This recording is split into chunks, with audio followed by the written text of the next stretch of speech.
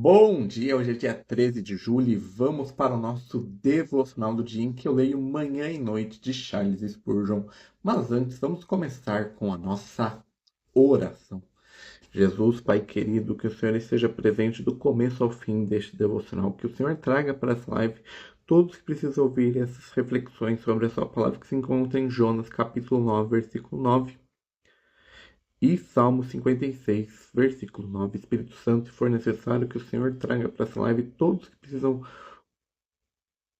Espírito Santo, se for necessário que o Senhor coloque em minha boca qualquer palavra para esse devocional. Agradeço por estar conosco neste dia. Amém, amém, amém. Vamos lá para o nosso devocional do dia, começando lendo a introdução do livro de Jonas, para nós lermos o devocional da manhã. O livro de Jonas, autor e época da escrita. O profeta Jonas já é mencionado em 2 Reis, capítulo 14, versículo 25. Ele era filho de Amitai e originário de Gat-Efer, na Galileia, ao norte de Nazaré. Em 2 Reis, capítulo 14, também é dito que ele é um servo de Deus e um profeta que profetizou que as fronteiras de Israel de Amatá, na Síria, abaixo do Mar Morto, seriam restaurados. Isso ocorreu durante o reinado de Jeroboão II.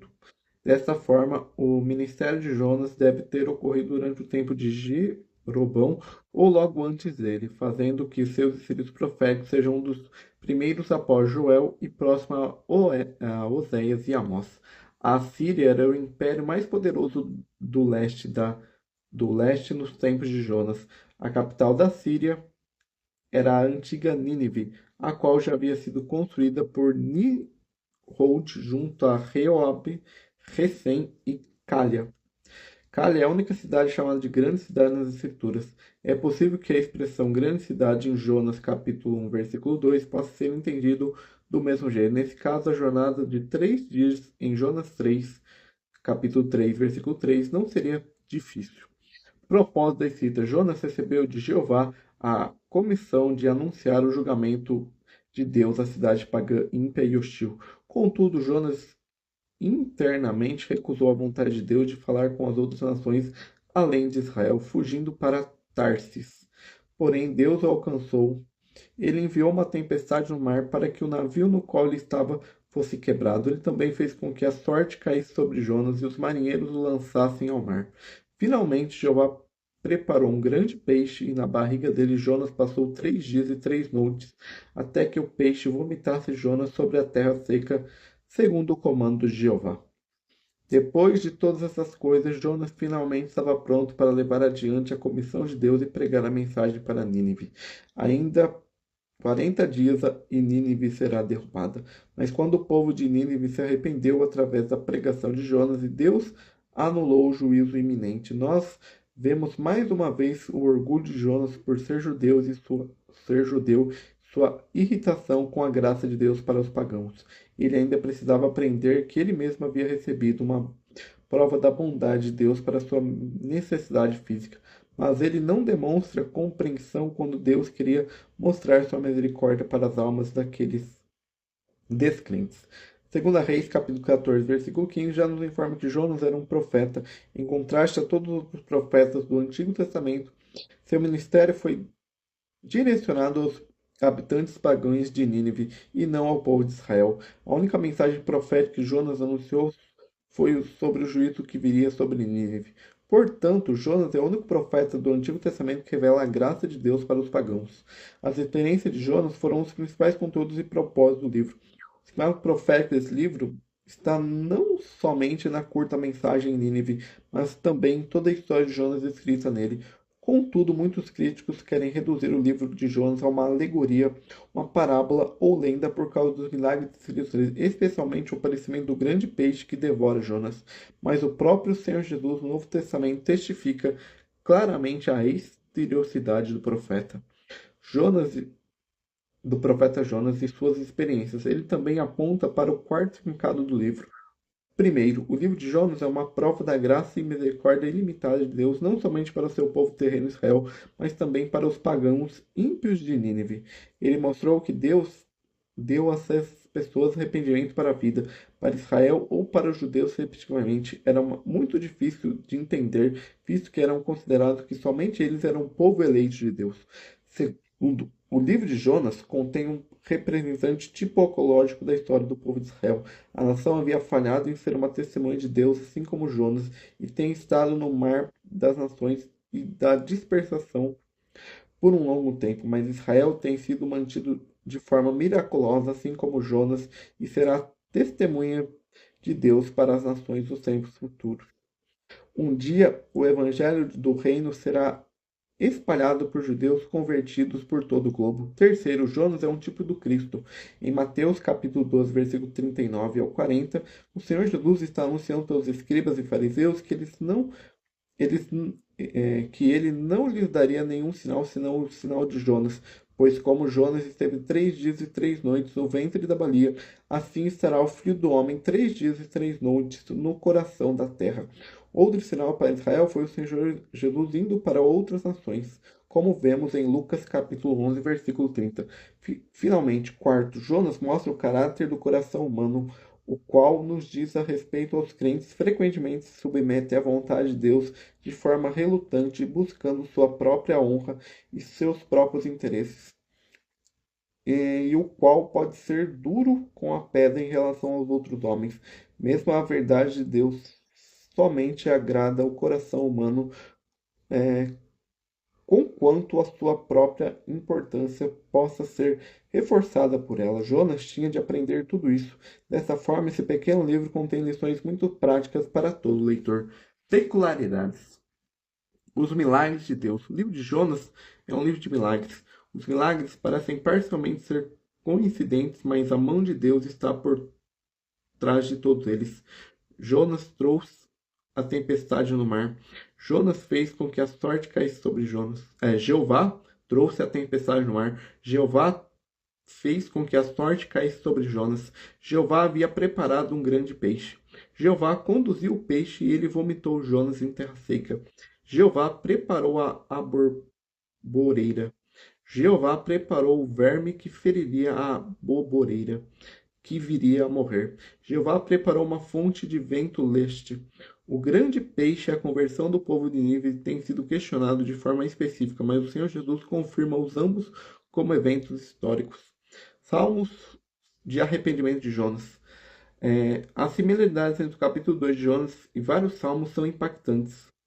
Segue uma lista de alguns paralelos. Jonas 2, capítulo 2, com os Salmos 18, versículo 6 e o Salmo 120, versículo 1. Jonas capítulo 2, versículo 3, com o Salmo 88, versículo 6 e o Salmo 42, versículo 7b. Jonas capítulo 2, versículo 4, com o Salmo 31, versículo 22 e o Salmo 5, versículo 7b. Jonas capítulo 2, versículo 5, com o Salmo 69, versículo 1, versículo 1, b. Jonas 2, capítulo 6, com Salmo 30, Salmo 30, versículo 3b. Jonas 2, versículo 7, com o Salmo 143, versículo 4. Jonas 2, capítulo 8, com o Salmo 31, versículo 6. E Jonas 2, capítulo 9, com o Salmo 3, versículo 8, Salmo 26, versículo 7, e o Salmo 116, versículos 17 e 18. Panorama do conteúdo, a gente vai ler sobre Jonas 4, o lamento de Jonas e a graça de Deus. Eu deixo meu testemunho que os piores dias que já tive acabaram sendo os melhores. E quando Deus parecia mais cruel para mim, ele era então muito gentil. Se há alguma coisa neste mundo para que eu pensaria do que qualquer outra coisa é para a dor e aflição. Estou certo de que nessas coisas o mais eterno amor foi manifestado a mim. As carruagens de nossos pais estremecem com mais força quando nos trazem o mais rico carregamento de ouro de sua graça. Cartas de amor do céu são frequentemente enviados em envelopes com bordas pretas. A nuvem negra de terror é grande de misericórdia. Não tema a tempestade, ela traz cerca de suas asas, e quando Jesus está com você no navio, a tempestade apenas apressa o navio para o porto desejado. E essa é a introdução da Bíblia Spurgeon para o livro de Jonas. Agora vamos ler o nosso devocional da manhã. Perguntou Deus a Jonas: É razoável esta tua ira? Jonas capítulo 4, versículo 9. A ira não é necessariamente sempre algo pecaminoso, mas tem a tendência de crescer desenfreadamente, de modo que quando se manifesta, deveríamos rapidamente questionar seu caráter com a seguinte pergunta: faz bem a você irar-se? Pode ser que você responda sim. Muito frequentemente, a ira é o agitador do homem louco, mas algumas vezes é o fogo de Elias vindo do céu. Fazemos bem em nos zangar com o pecado por causa da injúria contra os nossos bons e graciosos Deus, ou conosco porque permanecemos tão tolos, tendo tantos ensinos divinos como os outros, quando a única razão da ira é o mal que causam. Aquele que não se ira com transgressão passa a ter pena dela, ter parte nela. O pecado é algo asqueroso e detestável, e não há coração renovado que o tolere. O próprio Deus se ira com o perverso todos os dias, e está em sua palavra: vós que amais o Senhor, detestai o mal. Entretanto, muito mais frequentemente devemos temer que a nossa ira não seja apreciável ou até mesmo justificável, e então devemos responder não, porque deveríamos ser irascíveis com crianças, enérgicos com empregados e coléricos com colegas. Tal ira é honrável à nossa profissão de fé cristã ou glorifica a Deus? Não seria o antigo perverso coração procurando ganhar domínio? Não deveríamos resisti-lo com toda a força de nossa natureza, que agora é nascida de novo? Muitos dos quais professam uma fé cristã se entregam ao mau humor como se fosse impossível tentar resisti-los, mas o cristão deve se lembrar que precisa ser conquistado em todas as situações, ou não poderia ser coroado. Se não conseguirmos controlar nosso humor, o que faz a graça por nós? Alguém disse ao reverendo J. Pregador inglês que exerceu grande influência sobre Spurgeon, que a graça muitas vezes é exertada em um toco de árvore seco. Sim, ele disse, mas o fruto não pode ser seco. Não devemos usar a enfermidade natural como desculpa para o pecado, mas devemos voar para a cruz e orar ao Senhor, pedindo que crucifique nosso mau humor e nos renove em gentileza e mansidão, conforme sua imagem. E esse é o devocional da manhã. Agora vamos ler o devocional da noite. Ou a introdução de Lee Spurgeon para o livro de Salmos, para nós lermos o devocional da noite. Livro dos Salmos, circunstância da escrita. Como o livro dos Salmos é uma coleção de muitos salmos diferentes, escrito ao longo de um grande período de tempo, não apenas um autor para essa coleção. De longe, a designação mais comum é Salmos de Davi, que pode se referir a Davi como autor desses salmos. O papel dele como músico na corte de Saul, bem como suas muitas experiências como pastor, soldado e rei, o torna um provável candidato para a composição desses salmos. Outros títulos incluem a designação de Salomão, Asaf, os filhos de Corá, Etan, Emã, filho de Corá, e Moisés. No caso de Asaf, embora ele fosse um dos principais músicos de Davi, o próprio nome passou a ser associado a um grupo de músicos com o mesmo nome. Isso pode explicar por que um salmo aparente pós-exílico, o Salmo 74, inclui no título a informação de Asaf. Salmos consistem em muitos hinos e orações diferentes escritos por indivíduos realizados pela comunidade. Se considerarmos os nomes que constam nos títulos como os autores, a data da composição varia do tempo de Moisés, século XV a.C., até um tempo após o exílio, sexto século a.C. ou mais tarde. Alguns dos títulos contêm informações históricas que podem indicar o local e o contexto da escrita. As informações podem não se referir à data da composição, mas aos locais onde seus conteúdos estão inseridos, tendo sido escritos algum tempo depois de os eventos terem ocorrido. Este é um cenário mais provável. Em muitos casos, estes salmos também incluem passagens de ação de graças, mostrando que foram escritos depois de Deus ter respondido às suas orações. Contribuição para a Bíblia. A relação entre as ações de Deus na vida do seu povo e como o povo reagia a elas é a contribuição mais significativa desse livro. Deus nunca falou diretamente em nenhum dos salmos. como sempre fazia nos livros narrativos e proféticos. Assim, os salmos são escritos a partir de uma perspectiva humana, à medida que os autores vivenciam diversas situações da vida. A luta para entender como os atributos de Deus, particularmente sua soberania e bondade, se relacionam com as experiências da vida é um tema importante na coleção. Estrutura: o livro de Salmos é do começo ao fim um livro de poesia. A poesia hebraica não tem rima ou métrica regular, mas usa um paralelismo que consiste em dois ou três versos que correlacionam e completam o pensamento. Uma parte do paralelismo se trata de um sinônimo, onde o segundo verso ecoa o primeiro. O paralelismo antitético apresenta um contraste entre os dois segmentos, e no paralelismo sintético o segundo completa a ideia do primeiro. Salmos podem ser divididos em classes: hinos do 145 ao 150 e cânticos de ação de graça do 30 ao 32. Salmos de lamento 38 e 39, que são orações ou clamores a Deus em ocasião de angústia. Salmos reais 2 e o 110, aqueles a respeito do rei terreno de Israel. Salmos de entronização 96 e 98, quais celebram a realeza do Senhor. Salmos penitenciais 32, 38 e 51, aqueles que expressam contrição e arrependimento. Salmo de sabedoria ou de Davi 19 e o 119, a quais tendem a ser proverbiais. Spurgeon em Salmos. Deus permitiu que Davi passasse por muitas experiências, não tanto por si mesmo, mas para o bem das futuras gerações. Sempre que lemos os salmos dele, podemos identificar de uma forma ou de outra. Todas as vezes que me encontro em um beco sem saída, ali vejo Davi. Acho que nunca descia uma situação tão humilhante que não tenha visto em uma situação ainda pior, assim como também nunca subi a um ponto tão alto que não tenha visto Davi muito acima de mim, pronto para cantar sua música com mais um instrumento de corda, enquanto eu cantava a minha canção. E essa é a introdução da Bíblia Spurgeon para o livro dos Salmos. Agora vamos ler o devocional da noite. No dia em que te invocar, baterão em retirada os meus inimigos. Bem sei isto que é Deus, que Deus é por mim. Salmo 56, versículo 9.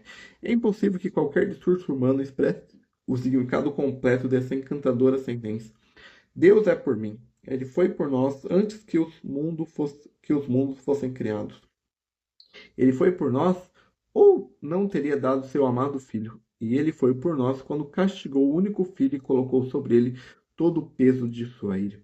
Ele foi por nós, ainda que estivéssemos contra seu filho. Ele foi por nós quando fomos arruinados na queda. Ele nos amou apesar de tudo. Ele foi por nós quando nos rebelemos contra ele e com orgulho o desafiemos. Ele foi por nós, ou não teria nos levado à humildade buscar sua face. Ele teria sido por nós, em muitas lutas fomos intimados a encontrar inúmeros perigos. Fomos atacados por tentações vindos de dentro e de fora. Como poderíamos ter permanecido ilesos até aqui? Se ele não tivesse sido por nós, e ele por nós, com toda a infinidade de seu ser, com toda a onipotência de seu amor, com toda a infalibilidade de sua sabedoria, trajado com todos os seus atributos divinos, ele é por nós, eterna e imutavelmente por nós, quando longínquos céus azuis foram enrolados com vestimentos gastos, por nós, por toda a eternidade, por ele e por nós, a voz da oração sempre garantirá sua ajuda. No dia em que eu te invocar, baterão em retirada os meus inimigos. E essa não é uma esperança incerta, mas uma certeza bem fundamentada. Bem sei isto. Dirigei minha oração a ele e esperarei a resposta, certo que virá. E de que meus inimigos serão derrotados, pois Deus é por mim. Ó cristão, como você é feliz com o Rei dos Reis ao seu lado, como está seguro com um protetor como este, com a sua causa é certa defendida por tal advogado. Se Deus é por você, quem será contra? E esse é o nosso devocional do dia 13 de julho. Amanhã nós voltamos com mais um devocional do dia, mas entre 8 e 9 horas, porque amanhã eu vou viajar, então eu vou chegar tarde, então acho que eu vou fazer o devocional só à noite. Então, esse vai ser o último devocional dessa semana com esse cenário. O próximo vai ser o quarto dos meus avós lá em Votuporanga até o sexta-feira. Aí sábado eu faço o devocional do dia aqui. Então, que o Senhor te abençoe nessa semana, que te guarde. Amém, amém, amém.